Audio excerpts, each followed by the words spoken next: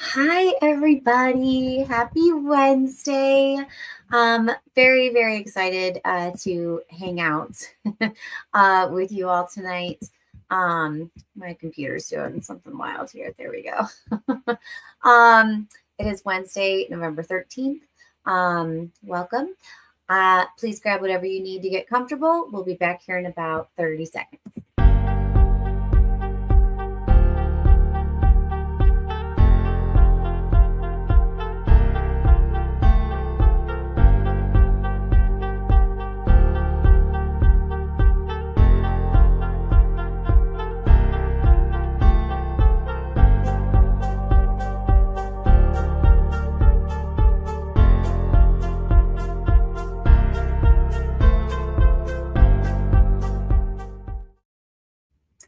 Hey, how's it going? How are you guys? I'm excited to hang out and just spend a little time unwinding with you all. Uh it's there's been a lot. There's been a lot going on. Um yeah. And so I'd love to share just a little bit of life lately. And if you're joining in tonight, you can share however it is that you are doing. Um, but just, I feel like everyone is feeling very overwhelmed and at capacity. And so, for all of you who are also feeling similarly, my heart is with you. Um, yeah, yeah. But I am thankful, so thankful for this community because when we feel like things are in chaos, um, I'm thankful that we have such a loving and supportive community that is really focused on serving the needs of multilingual students and families, um, and also kind of supports each other in this work, and checks in on each other and uplifts each other, and also notices, like, right, those moments where we kind of need to pause and just catch our breath. And so I am thankful for all the folks in our community and beyond, everyone who's like in our like pocket of education. I just think everyone's been reeling, right? Like there's just so many things going on and it feels super overwhelming. So I just encourage us to just be mindful, right? Like take stock of all of the thoughts and feelings and how it impacts our minds, our bodies, our capacity to just process basic stuff right now. So again, thankful for the folks in our field because we do need each other more than ever. So in the spirit of building community, the multilingual conference is coming up December 10th through 13th. Information is on the website. It's in Tinley Park. It's going to be a great 4 days. And again, just to hold space and be together. I think we really need that. So that information is on the bottom of the screen. We have our family and BPAC sessions, English and Spanish offerings. They're all free. They're fantastic. And then I'll also mention this too, because I threw this on one of our streams recently, and then I got a lot of messages about it. So yes, you can bring IRC specialists to your school or district to do some in-person or virtual workshops. That could be like an hour, it could be a half a day, it could be a full day, however y'all want it, whatever you need support with in terms of the multilingual umbrella. Yeah, just hit us up. You can leave stuff in the comments. You can DM me or find the info on our website. So all of that is there for you if you need it or want it. But tonight's topic, I guess, I wanted to take time just again to talk about life these days. Today is World Kindness Day, I believe. I don't know if y'all saw that. I think it's World Kindness or just Kindness Day. I'm not really sure, but that's great. I was talking to somebody today, like it just feels a little ironic. It feels ironic to have today. I mean, it's the same day every year, I guess. Feels a little ironic to have lots of folks posting about the importance of kindness. And I don't know if it's just like my heart feels so hardened right now, and I'm not feeling a whole lot of personal kindness right now in my heart, just because again, I'm just processing a lot. Yeah. So yeah, kindness is great. Kindness is great. Equity's better. Kindness is great. No, it is. It's important to be kind. It's important to be kind to ourselves. I think that's probably my biggest takeaway tonight is just to be kind to ourselves, because life is lifing. Life is lifing. So let's talk a little bit about a few different pieces of life these days, and kind of where my brain has been. And I won't go super hard and all of that for many reasons.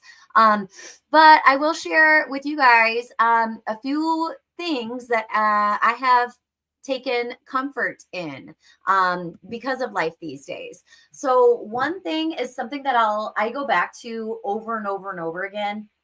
And it's this YouTube series by Dorina Sackman-Ebua. So her name is down here on the screen on the bottom.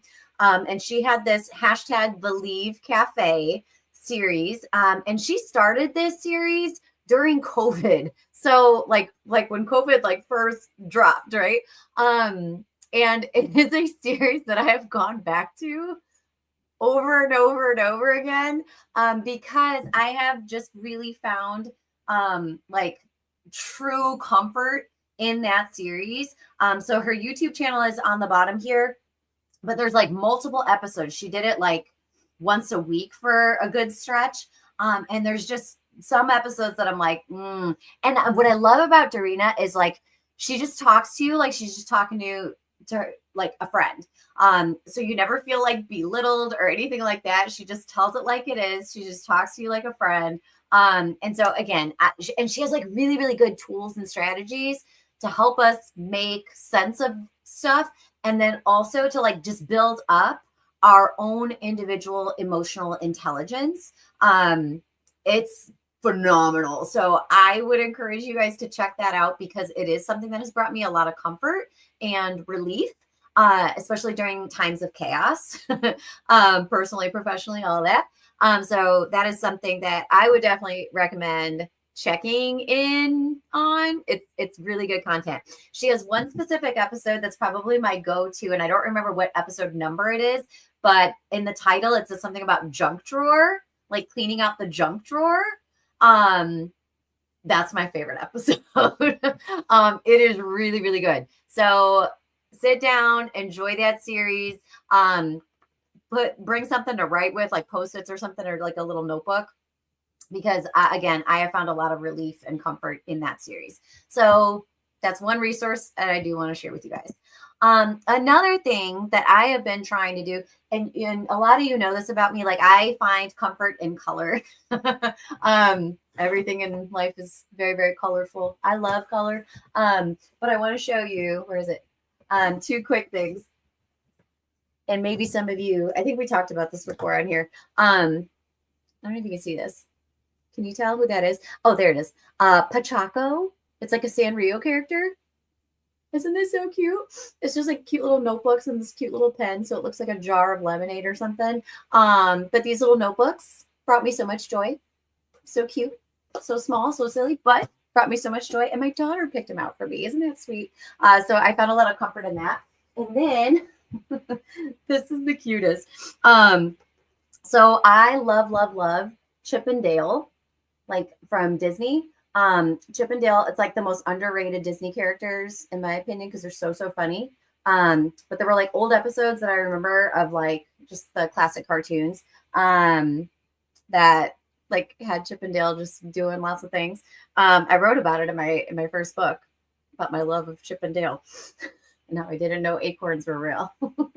But anyway, I got a new sweatshirt. My sister got this for me, and I was really excited about that. So that brought me some comfort and some joy, and it's like cozy too. Like I love a good crew neck sweatshirt. So I have been finding comfort in that. But I have a lot of great books that bring me comfort. And this might sound, I don't know if this sounds silly or not, but I take comfort and I find relief when I am inspired by the stories and the advocacy efforts of those in the community, both past and present, because it gives me a lot of hope. So I wanted to share with you, if you, I have a stack of picture books that I want to show, and a stack of professional books. So these are ones that bring me relief and comfort during uncertain times. So this is a pretty big stack here. So we won't go like crazy hard, but so this is breaking down the monolingual wall. And this is the second book. So the first book was just called Breaking Down the Wall. And I don't know where I put my copy. I don't know if I loaned it to somebody. I'll have to check. My office is like a disaster zone right now. So maybe it's in here somewhere. But this was the second book. But it's written by, it's a Corwin book. And it's written by like multiple authors, including like Andrea Honingsfeld, Margot Gottlieb, Ivania Soto, like a lot of fantastic like heroes in the field. But this book and the original book, Breaking Down the Wall, have different kind of like moments, different chapters written by different authors that kind of look at advocacy through different lenses. And so it's a great book because it gives us different tools to kind of hold on to and like action steps that we all can take as we further our advocacy efforts inside of our spaces and places. So this is definitely one that kind of keeps me going.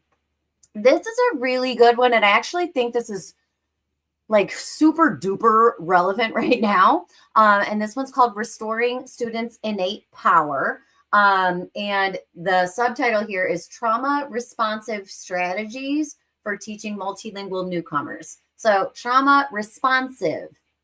Okay.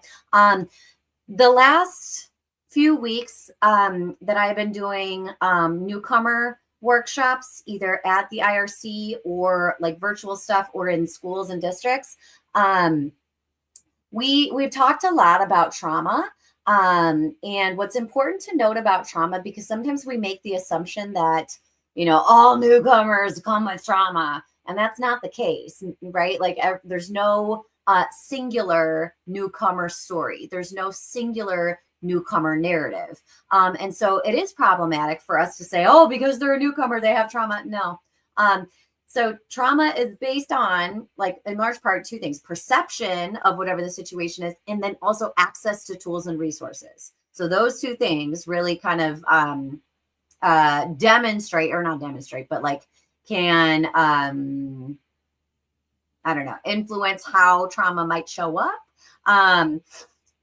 But what we've been talking about in a lot of my recent workshops is I have to be careful how I pronounce this word.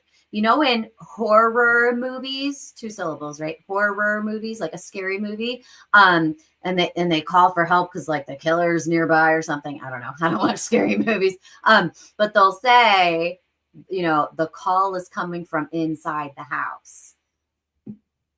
Can we just acknowledge that when we talk about trauma, sometimes the trauma is not that the students are coming to us with trauma. Sometimes we are the ones causing trauma. And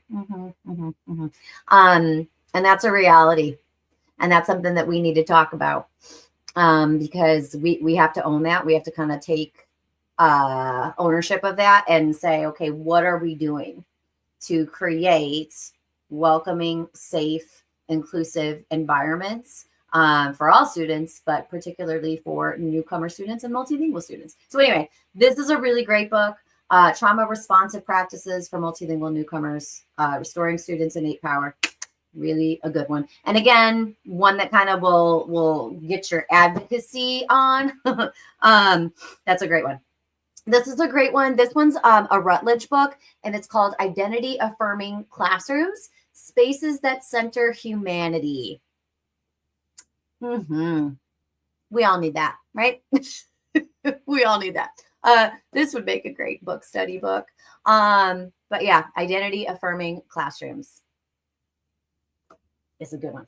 It's a good one. Another one, Radically Inclusive Teaching with Newcomer and Emergent Plurilingual Students. And then this says Braving Up. And I love that, Braving Up, because I'm like, oh, that has to, like, that kind of lights the fire under me. Like for me, I got to brave up so that I can, engage in this work and do this work. So this is a really good one as well. This next one, if you really want to push yourself, if you are ready, like, based on the world, based on your current feelings, if you want something that's going to push you hard in all the right ways, Fix Injustice, Not Kids. Don't you love the title? Fix Injustice, Not Kids. And then the subtitle is And Other Principles for Transformative Equity Leadership. So again, this one's phenomenal because it gets you uncomfortable in all the right ways, right? That's how you know, like, this is going to push me. This is going to help me grow. This is going to help my system grow. Great questions in this book. Great little thoughts and considerations to just kind of push us along on our journey. Fantastic read. And again, right, that kind of builds up our tool bank and our advocacy efforts. This one is called Humanizing Education for Immigrant and Refugee Youth, 20 Strategies for the Classroom and Beyond. Great book. Definitely recommend that. And I love, again, some of these titles that have the word humanizing. Humanity. Another really great one.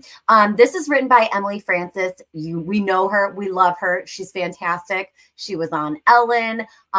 She's traveled all over the world talking about her own lived experiences as a kid and as an adult and as an educator and all of the students that she serves. And this is a really cool book because I've seen it done a few different ways where high school students read this, like, in their classrooms. And it's so, so powerful. I've also seen this done where they do, like, a teacher book study or a leadership book study. Talk about, like, an opportunity to build empathy amongst staff. This is a wonderful one. And it's, like, beautifully written because it's all written in, like, letter format. So the title is If You Only Knew, Letters from an Immigrant Teacher. And so in the book, she has like letters written to different students that she has served, and she interweaves her own lived experiences throughout the book. It is like incredible. So if you are looking for something, again, just to kind of refuel your heart a little bit, or as an opportunity to build empathy and understanding for the students that we serve amongst the adults in the space, this is a really phenomenal book, If You Only Knew, by Emily Francis. Fantastic. Okay, this is another one. This one is called Mind Frames for Belonging, Identities, and Equity, Fortifying Cultural Bridges. So this one is a Corwin book. Again, is good. If you're looking for something to refuel your advocacy heart, you're going to like this one a lot. You are going to like this one a lot.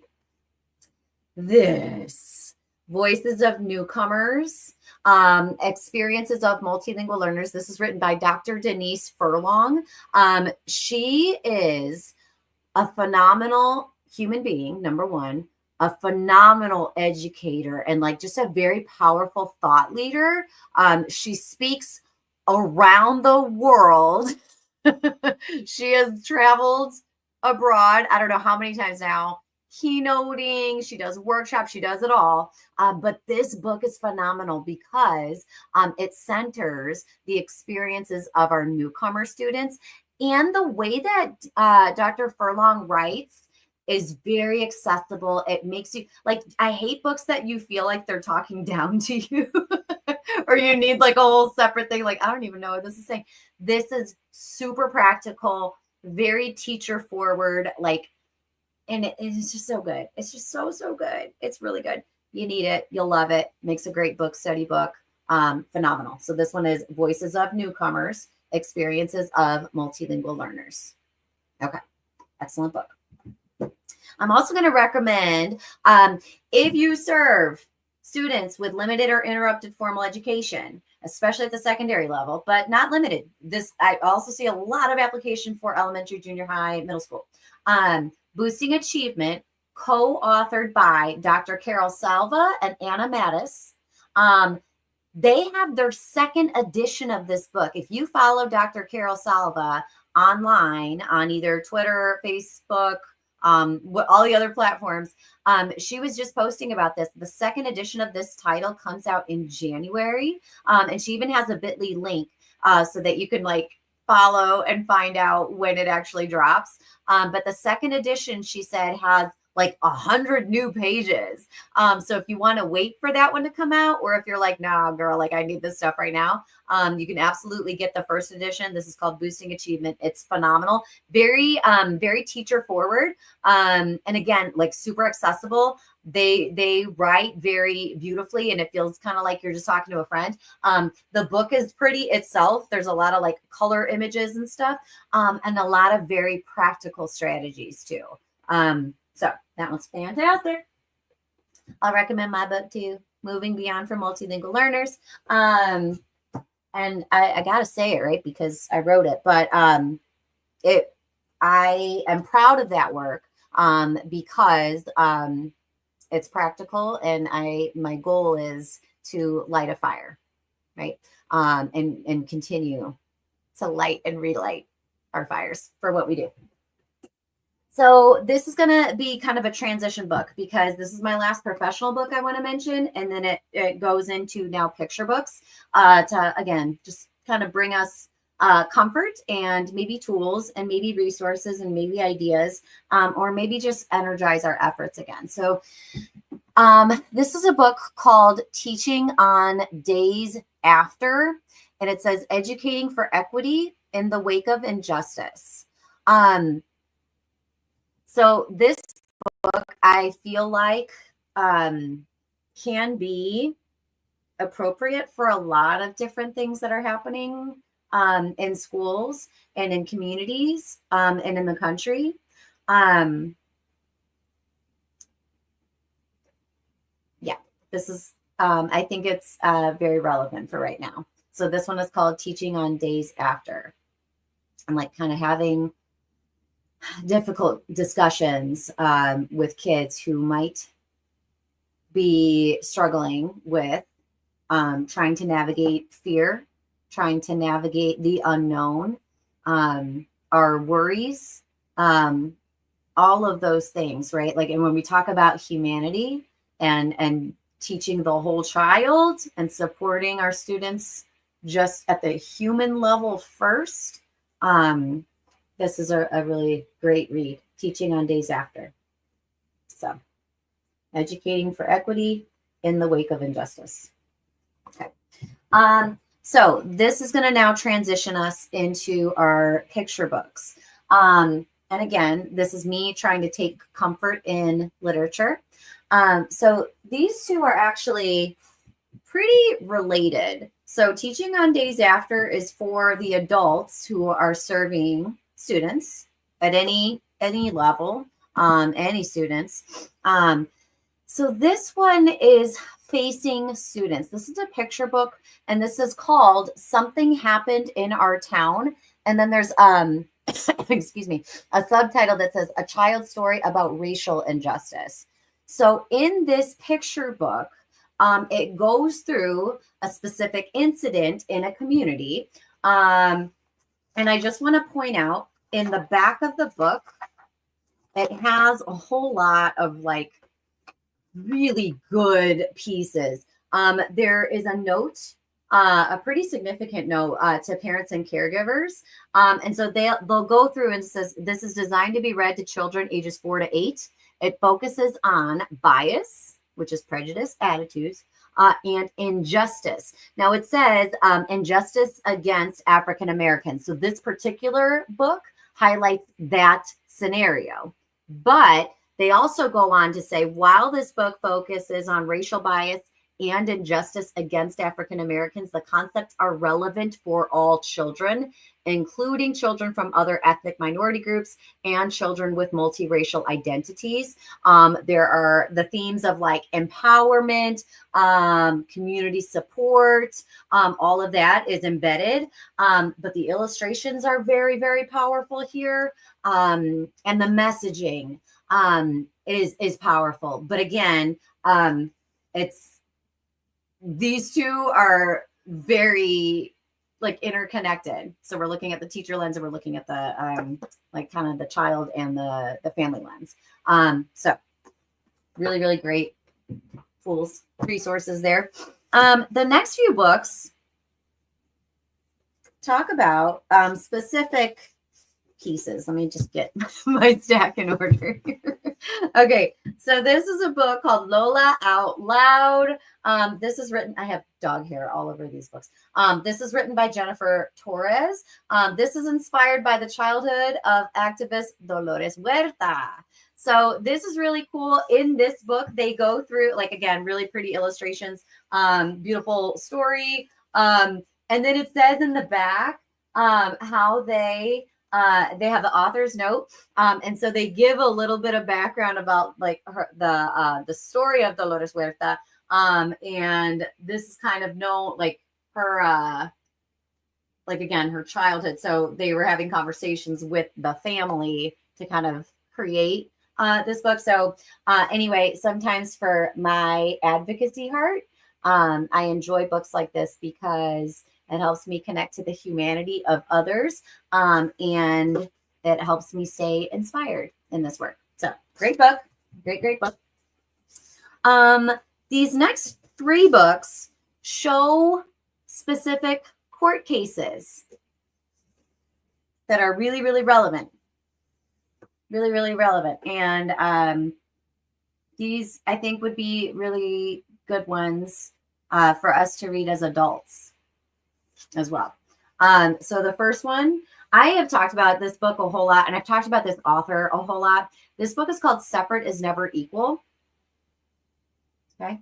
And this is Sylvia Mendez and her family's fight for desegregation. This is written by the author and illustrator Duncan Tonatiuh, who is phenomenal. Actually, this is super relevant for us here in Illinois because the Illinois Reading Council, the other IRC, they do an annual conference in Springfield. I can't remember what month it is. Maybe one of y'all know, but it's in the spring, I think. But it's in Springfield every year.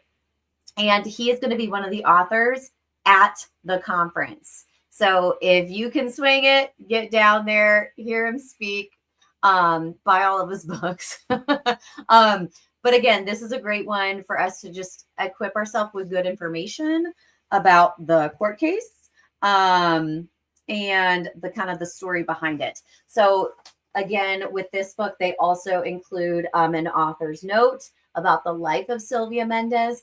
Sylvia Mendez is on Facebook. She is the coolest, like for a million reasons. But she's just really, really cool. So this highlights the court case Mendez versus Westminster School District. Yep. So great one to know about and have in your school library and also your professional library. This is a book called Without Separation, Prejudice, Segregation, and the Case of Roberto Alvarez. And again, we're talking about our advocacy efforts. Another really important one for all of us to know about. Sometimes it's just nice to see inside the book. Beautiful, beautiful illustrations. Good book for us to know about and have. And this might even be one of those things where if you are asked to lead a professional learning session, grab all these books from the school library, public library, put them out and have teachers read. That would be a good one. The last one that talks about a court case is the book called Free to Learn. And this is a book that goes, this is how Alfredo Lopez fought for the right to go to school. And this one is Plyler versus Doe. So it shows from the child's perspective what it's like to not be like to be denied entry into a school due to status. I would recommend that we all familiarize ourselves with these. And again, just a really, really powerful story. We're talking about the humanity of the children and communities that we serve. But this is a powerful story. It's a great one for us to have and to support. And then the last one, because oh my goodness, it's already 7:31. The last one is not related to a court case. It's not a professional book. This book is called 1,000 No's. 1,000 No's. And as an adult, sometimes when my anxieties are super high or when I feel less hope for things that are happening around me, this is a book that I have taken immense comfort in because, and again, this is like, I don't know, I personally find some parallels. You might not, and that's fine, right? That's the beauty of literature. This is what happens to one child when she receives a no from the world. And so again, sometimes I'll do this, like if I get like denied, like declined an opportunity or something like that, or I apply for something and I don't get it. I will go here and I'll reread this. It's just, again, I find a lot of comfort in it. But she's carrying around all of the no's and she kind of collects them and they get heavier and heavier and heavier. And then eventually everything is full of no's. And you kind of start to feel like, oh my goodness, this is wild. And then all the no's eventually get built up to a yes.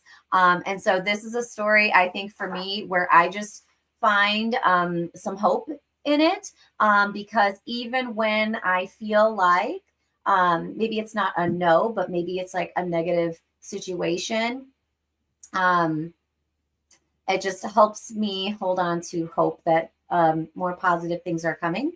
And finding comfort in the work of others and our community helps me refuel. And again, there are certainly days where I need to just, kind of disassociate and like lean in more into my introversion and just spend a little time, like extra time by myself, either in just reflecting or, brainstorming, or listening to other folks in the field, or just, again, kind of disconnecting from everything for a little bit and just unplugging and like reading a book that's not a professional book, because we got to do all that too, because we are human beings. We talk about, supporting the humanity of others and seeing the humanity of others. We need to do that for ourselves. So while it is World Kindness Day or whatever the kindness stuff is, show yourself kindness, because I think we're really good at doing that for other people. We're not always good at doing that for ourselves. So thank you so much for hanging with me tonight.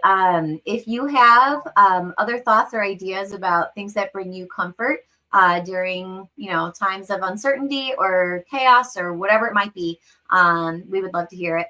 And again, we are hopeful that we can all be together at the conference. It's just a few weeks out now.